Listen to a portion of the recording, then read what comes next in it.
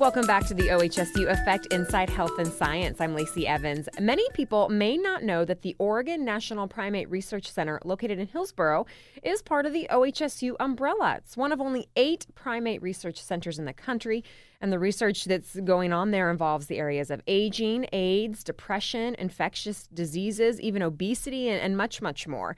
And right now we welcome Diana Gordon, Education and Outreach Coordinator at the Primate Center. Good morning. Good morning. What is your job at the Primate Center?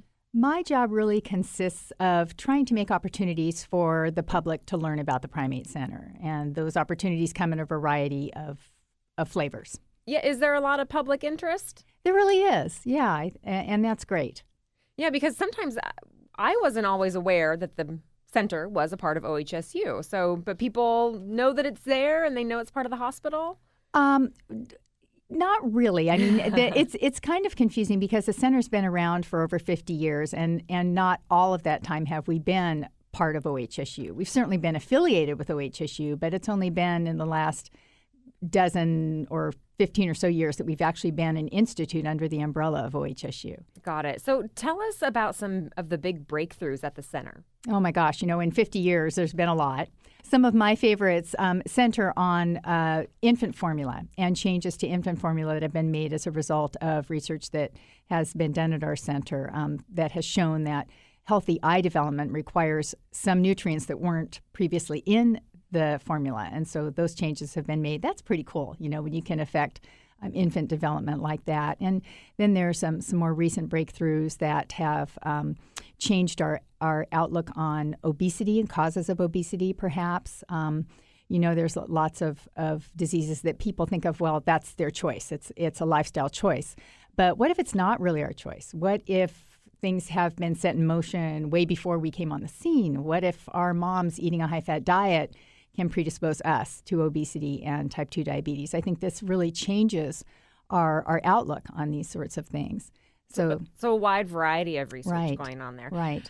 Do you want to mention briefly about how the research is conducted? And many people might be listening to this and worried about the animals. Right. So, animals are required for biomedical research. We're kind of our hands are kind of tied in the absence of an animal model.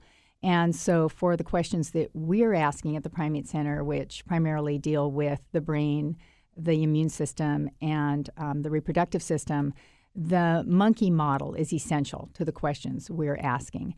And so it is certainly legitimate for people to have questions about that.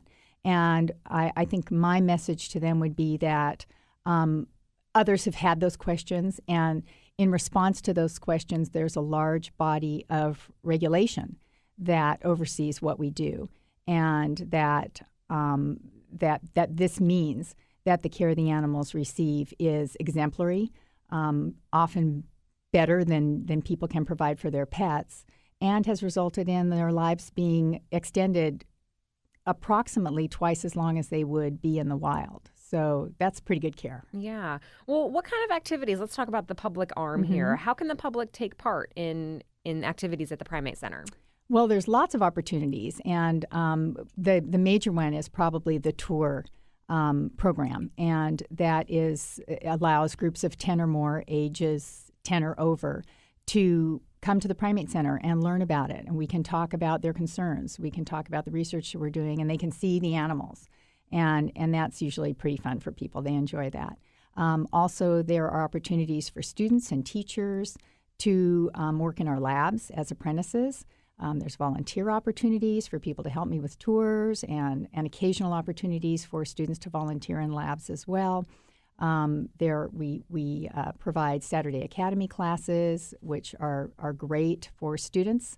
And we're also really proud to have been involved with Road Scholar, which was formerly known as Elder Hostel, and this is our second year of providing a week-long course for them. So lots and lots of opportunities exist. Yeah, how many tour groups come in, and when can there be a tour? When can people go? Well, people can come to the Primate Center pretty much 9 to 5, Monday through Friday, and they just need to contact me and find an empty slot. So as far as how many come, hundreds of groups each year, thousands of people Yeah, I read 3,000 visitors or something. At least, yes. You guys are busy. Yeah. And so we mentioned this already, but I'm sure they do ask those difficult questions, but it sounds like you're prepared for them and what's your response to them? Right. So and it is interesting because the questions are difficult only in that the answers can be quite complex.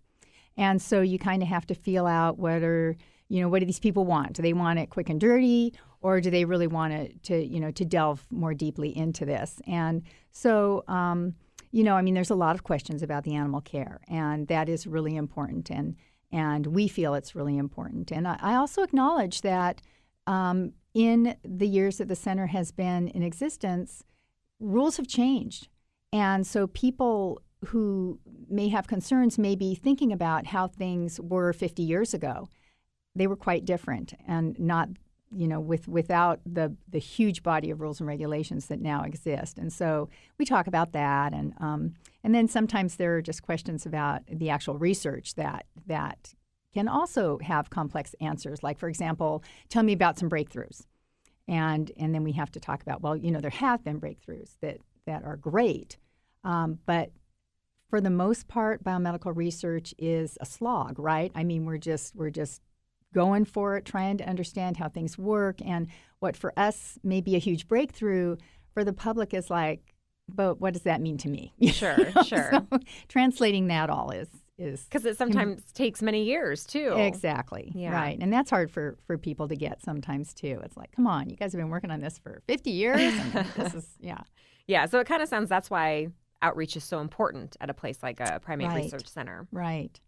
So what do people get to see when they come for a tour? When they come for a tour, they get to see scientists, and they get to see monkeys. And they see the monkeys that live in our breeding colonies. And we have about 4,700 monkeys at the Primate Center right now. It's a lot of animals. And approximately maybe 1,500 or so of them are enrolled in research studies. And for the most part, animals that are enrolled in research studies live indoors. And we don't go in to see those animals. There are some really good scientific reasons for that. Primarily the issue of control, which, all fourth graders on up know about, the importance of control in your studies. And so I try to explain it to people by saying, stress certainly is a confounder in scientific studies and something that we want to reduce. And so if you are, say, out in your yard, cars are driving down your street, you're not feeling particularly stressed out by those cars. And so the outdoor housed animals that we go to see, we're kind of like the cars driving down the street. They're used to seeing us. They know we're not going to involve, ourselves with them too much. We're just looking. But if somebody parked their car and walked up to your door of your house and walked in, that would kind of be upsetting, I think. And that's sort of the way it is for the animals that are living indoors. They're used to their care providers, they're used to their situation, and when strangers come in, it's a little stressful for them. Yeah, that's a good example. How large is the center? In terms of people, in terms of area? Both.